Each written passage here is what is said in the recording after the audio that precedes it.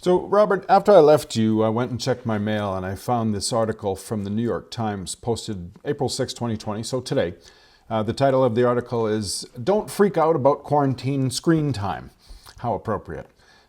The subtitle is The Evidence Directly Linking Children's Screen Time to Cognitive and Social Harm Seems, in reality, to be paper thin. This article is by Andrew Shabolsky, an internet researcher, and Pete Etchells, a self-described psychologist and science writer. When I see an article like this, one that even on the surface appears to be agenda-driven, biased from the start, I want to know who is writing as much as what's being put to paper. Mr. Shabilsky has a nice portrait. As a photographer, I'll just throw that in.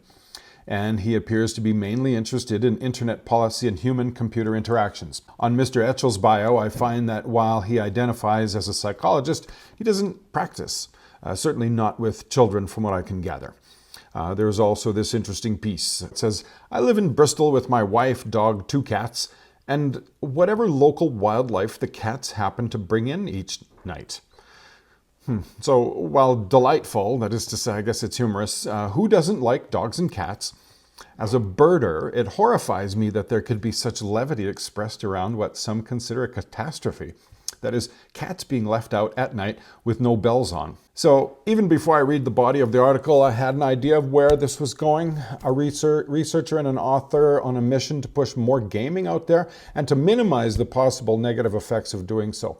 So in this case, I note that neither of the authors has any background in human physiology, and as usually is the case in psychological writing, that is so-called behavioral writing, there is zero reference to child visual development or the visual demands of the tasking that they're putting in front of the kids. So in this case, gaming or TV. Anyway, so it's a good time to be promoting screen time, or at least to talk about it, since data usage is seeing historic highs. And there are certainly many opportunities out there, if not opportunists. Speaking as a science writer myself, the article struck me as a little less science and a little more agenda. It was entirely focused on justifying why games aren't bad, why screen time isn't bad. But like the lack of bells, something very important was overlooked, and our blindness to it does not change the impact. Let me explain. No doubt, having raised 2 very busy and curious kids of my own, I will attest to the limited benefits that screen time provides. Whether TV or gaming, near or far distance, there's nothing wrong with engaging in those activities. I do have trouble with the authors shaming parents who are concerned about excessive screen time, with references to fundamentalism, especially since these parents are never given a voice. Again, like the bell, it could be the thing the author is missing might well be a reason to reflect on his own position, something that could be having more negative effects than he realizes. As a science teacher, I had the chance to be one of the early adopters of tech in the classroom, starting in the early 90s. This was tech in the science lab to gather and process data, but also working on remote learning systems, the first provincial virtual public school.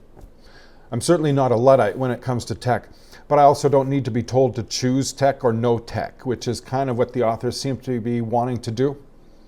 They're trying to polarize the discussion, Robert, and I don't like that. I won't go arguing on what I think is a shill piece for the gaming industry. That's not the point. Gaming is gaming, and people can game and watch TV as suits them. As a vision development specialist, and I know you'll agree, it's not what's being done that is harmful when people are sitting sedentary consuming digital programming, it's what's not being done. That is, if we can focus on children for just a minute, a child is more than his eyeballs, fingers, and a programmed dopamine response. Listen, Robert, there are multiple serious problems with the article, mostly in the lack of comprehensiveness, its tone, its lack of science, and its attempt to shame good people. It would take me an hour to go through it all, I just don't want to go there. In a nutshell, gaming, TV, that's all fine. Just treat it like junk food, and don't make it the only thing you feed your kids. What you and I need to focus on is what's going on while we're gaming. That is to say, what we're not doing.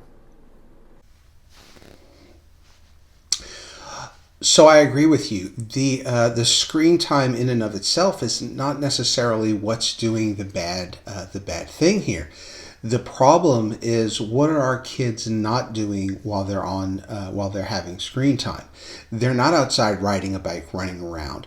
And we need that movement. We need that stimulation in order to facilitate good and healthy growth. And research is supporting that what we're seeing with our kids are problems with obesity, problems with high blood pressure, other health-related problems, not from the screen, but from a lack of activity, and that becomes really important.